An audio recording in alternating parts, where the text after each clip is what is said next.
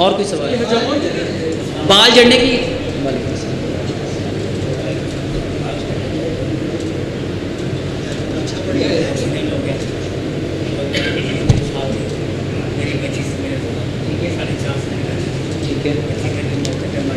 ٹھیک ہے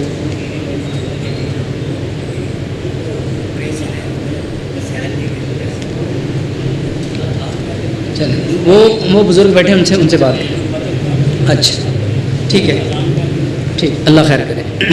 سارے جسم میں پٹھوں کا کھچاؤ ہے. عمر 20 سال. اٹھنا بیٹھنا چلنا پھرنا دشوار ہے.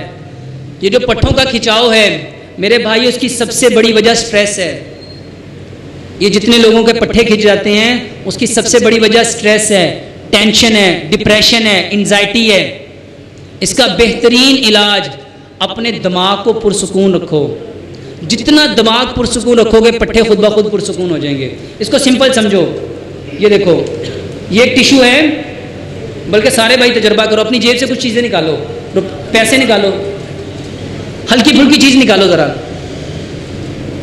اور اس کو ایسے کر کے اپنے بازو کو سیدھا کر لو. کچھ 10-10 روپے نکالو اپنی جیب سے, سارے پیسے نکالو. چلو یہ ٹیشو ہے, اس کو ایسے اپنی مٹھی میں ڈال لو. ایک ایسی چیز ہم نے پکڑی جس کا وزن نہیں ہے, ہم اس کو کتنی دیر پکڑ کے رکھ سکتے ہیں؟ کتنی دیر رکھ سکتے ہیں؟ میرے بھائیوں کوئی بندہ اس کو 10 منٹ نہیں پکڑ سکتا.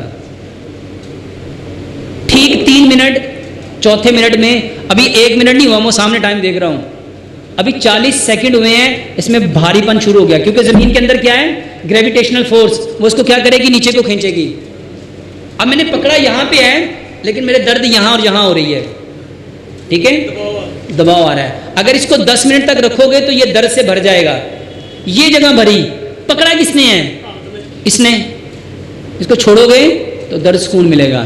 میرے بھائیو جس طرح ہاتھ نے پکڑا یہاں درد ہوئی, اسی طرح کچھ چیزوں کو ہمارا مائنڈ پکڑ لیتا ہے, ہمارا ذہن پکڑ لیتا ہے. میرے چاچے دے منڈے نے ایک گل کہی سی, 20 سال ہو گئے, مجھے اج بھی یاد ہے.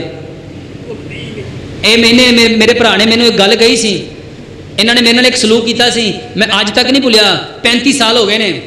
مائنڈ پکڑ لیتا ہے. میرے بھائیو جب آپ مختلف چیزوں کو پکڑو گے تو مائنڈ سے جو چیزیں پکڑی ہوئی ہیں یہ چھوڑ دینا.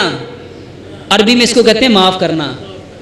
عربی میں اس کو کیا کہتے ہیں, جو یہاں سے معاف نہیں کرتا, جو یہاں سے نہیں چھوڑتا, وہ ساری زندگی بیمار رہتا ہے. اور یہ جتنے لوگوں کے پٹھوں میں درد ہے وہ باتوں کو چھوڑتے نہیں ہیں, کیونکہ دماغ نے پکڑا, یہ پٹھے یہ مسل, پورے جسم کے مسل میں کھچاؤ آ جائے گا. تو یہ بہترین علاج ہے, اپنے دماغ کو ہر اس بات کو چھوڑ دو جس نے آپ کو دکھ دیا ہے.